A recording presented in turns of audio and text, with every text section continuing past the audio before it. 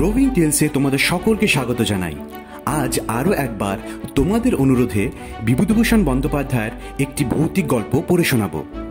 বাংলা সাহিত্যে বিভূতিভূষণ বন্দ্যোপাধ্যায় এক বিরাট নাম। আজকের গল্প গঙ্গাধরের বিপদ।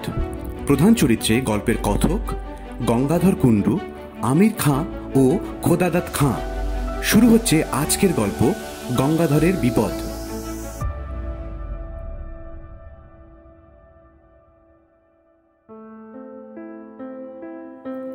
অনেক দিন আগেকার কথা। কলকাতায় তখন ঘোড়ার ট্রাম চলে। সে সময় মশলা পোস্তায় গঙ্গাধর কুণ্ডুর ছোটখাটো একখানা মশলার দোকান ছিল। গঙ্গাধরের দেশ হুগলি জেলা চাপাডাঙ্গার কাছে।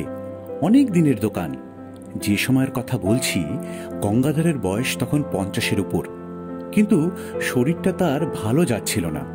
নানা রকম অসুখে ভুগত প্রায়ই। তার উপর ব্যবসায় কিছু লোকসান দিয়ে লোকটা একেবারে মুষড়ে পড়েছিল। দোকানঘরের ভাড়া 2 মাসের বাকি, মহাজনদের দেনা ঘাড়ে। দুপুরবেলা দোকানে বসে থেলো হুঁকো হাতে নিয়ে নিজের অদৃষ্টের কথা ভাবছিল সে। আজ আবার সন্ধ্যের সময় গোমস্তা ভাড়া নিতে আসবে বলে শাসিয়ে গিয়েছে। কি বলা যায় তাকে? এক পুরনো পরিচিত মহাজনের কথা মনে পড়ে গেল। তার নাম খোদাদাত খাঁ, পেশোয়ারি মুসলমান, মেটেপুরুজে থাকে। আগে গঙ্গাধরের লেনদেন ছিল তার সঙ্গে। কয়েকবার টাকাও নিয়েছে, শোধও দিয়েছে।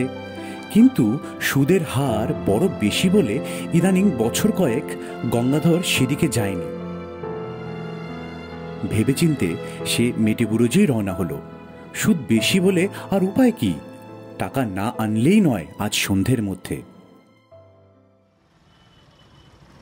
মেটেপুরুজে গিয়ে খোদাদাত খাঁয়ের নতুন বাসা খুঁজে বার করতে টাকা নিতে দেরি হয়ে গেল।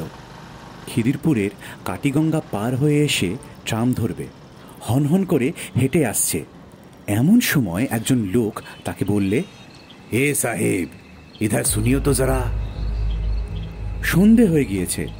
যেখান থেকে লোকটা তাকে ডাকলো সেখানে কতগুলো গাছপালার একটু অন্ধকার। স্থানটা নির্জন। তার উপর তার সঙ্গে রয়েছে টাকা। গঙ্গাধরের মনে একটু সন্দেহ যে হলো না এমনটা নয়। কিন্তু উপায় কি? লোকটা এগিয়ে এলো। ওই গাছগুলোর তলায় সে যেন তারই প্রতীক্ষায় দাঁড়িয়েছিল। লোকটা খুব লম্বা, মাথায় ঝাঁকড়া ঝাঁকড়া চুল ঘাড়ের উপর পড়েছে। মুখটা ভালো দেখা যাচ্ছে না। পরনে ঢিলে ইজের ও আলখাল্লা। সে কাছে এসে সুর নিচু করে হিন্দি ও ভাঙা বাংলা মিলিয়ে বললে, বাবু, সস্তায় মাল কিনবেন? গঙ্গাধর আশ্চর্য হয়ে বললে, কি মাল?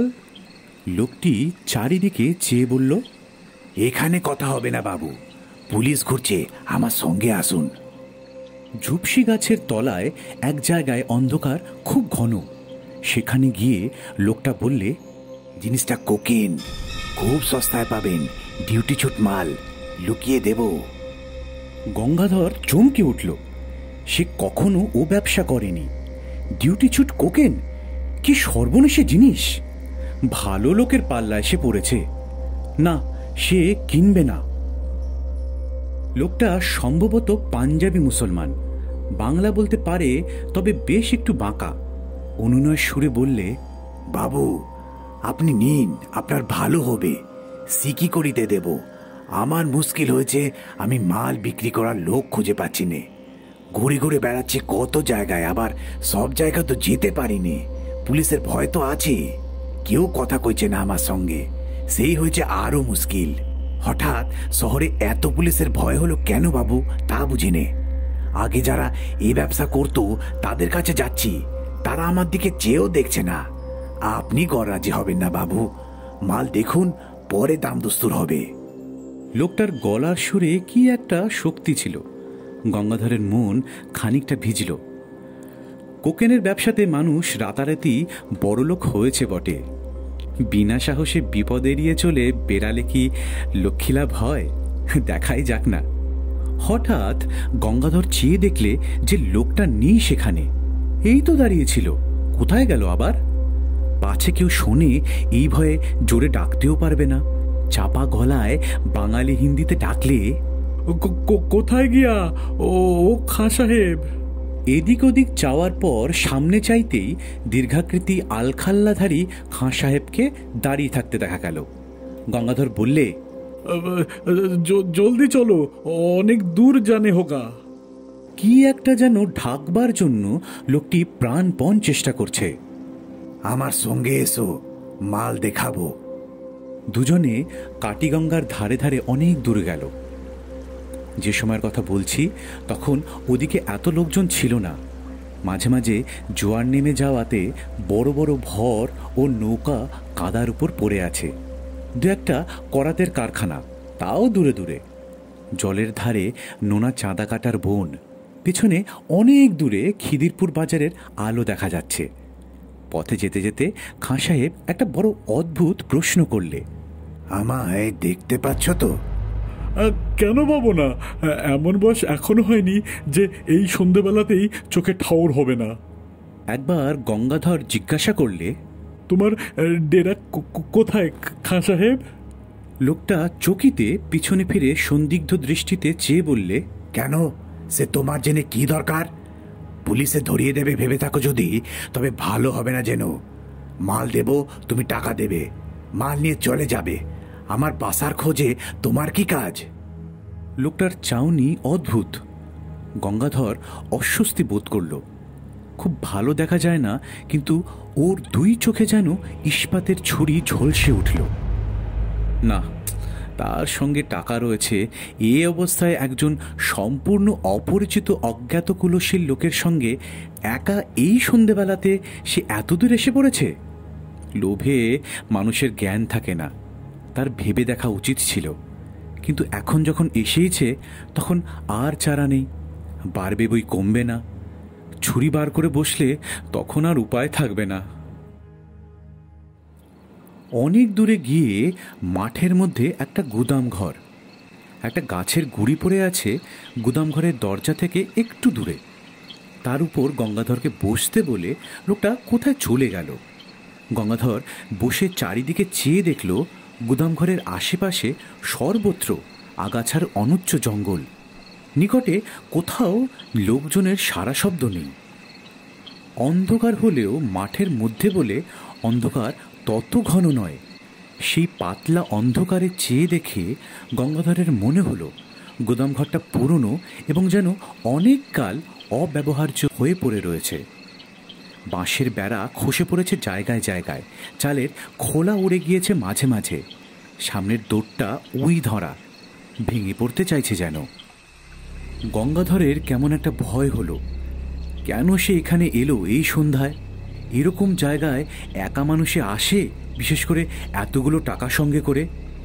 সে আসতো না কখনোই। সে কলকাতায় আজ নতুন নয়, তার উপর ঝুনো ব্যবসাদার, বাংলাদেশ থেকে নতুন আসেনি। ওই লোকটির কথার সুরে কী জাদু আছে, গঙ্গাধরকে যেন টেনে এনেছে। সাধ্য ছিল না যে সে ছাড়ায়, এ কথা এখন তার মনে হলো। হঠাৎ অন্ধকারের মধ্যে খাঁ সাহেবের মূর্তি দেখা গেল।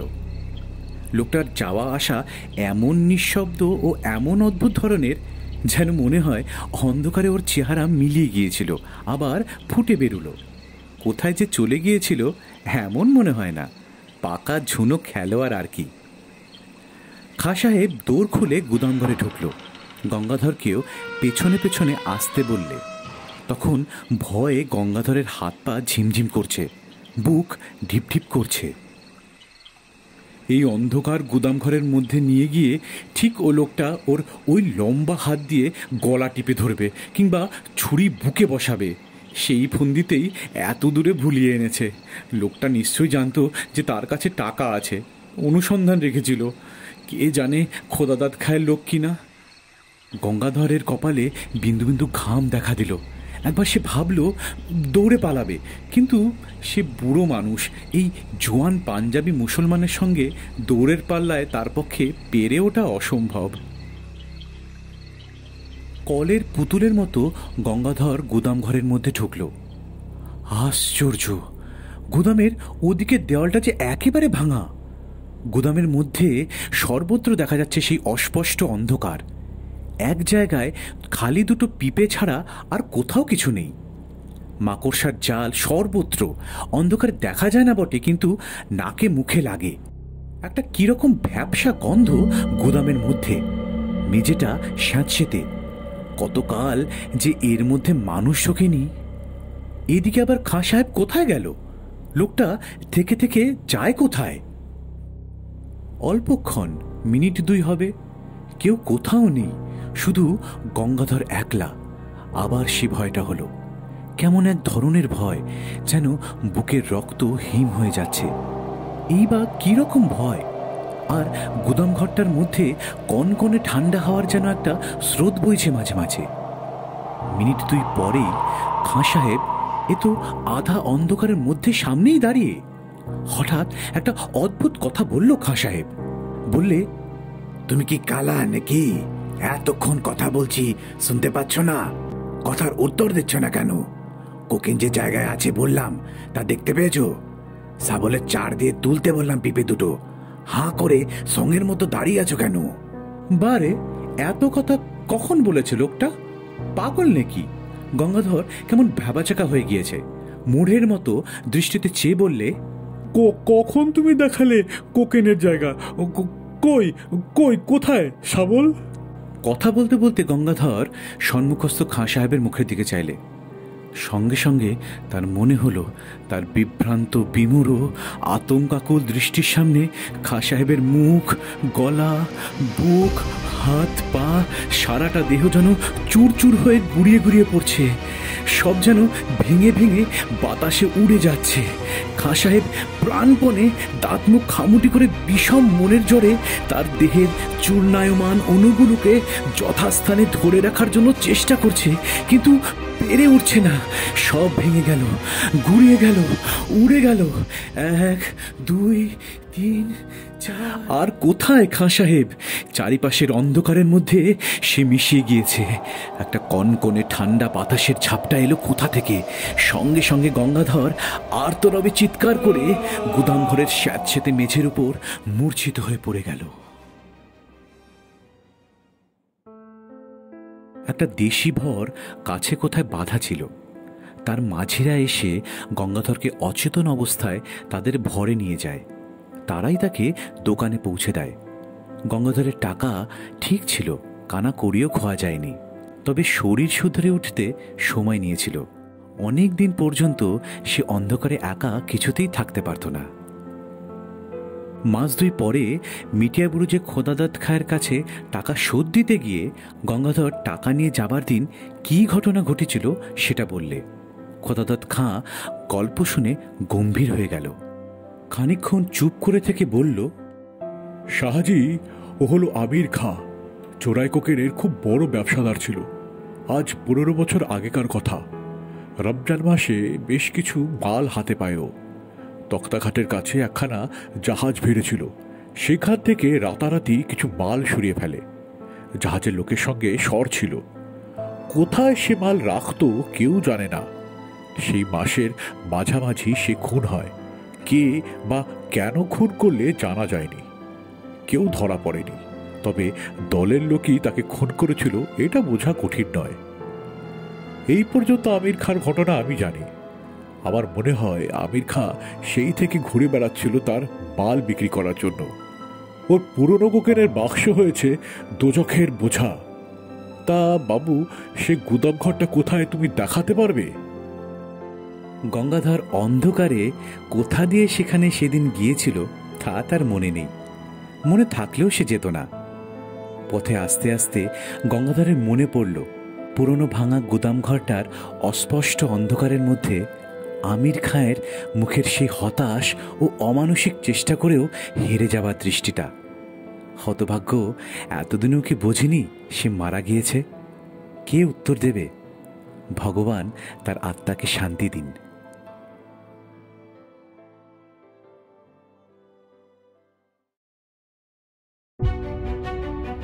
শেষ হলো আজকের গল্প গঙ্গাধরের বিপদ। রচনায় বিভূতিভূষণ বন্দ্যোপাধ্যায়। গল্পের সূত্রধার, কথক ও বিভিন্ন চরিত্রে আমি শীর্ষেন্দু। কেমন লাগলো তোমাদের এই গল্প? অবশ্যই কমেন্টস করে বলো। ভালো লাগলে চ্যানেলটি অবশ্যই শেয়ার ও সাবস্ক্রাইব করো। পরিশেষে বিশেষ কৃতজ্ঞতা আমার বন্ধু দীপায়নকে সর্বদা আমার পাশে থাকবার জন্য। খুব শিগগিরই আবার একটা গল্প নিয়ে হাজির হব তোমাদের কাছে। ভালো থেকো সকলে।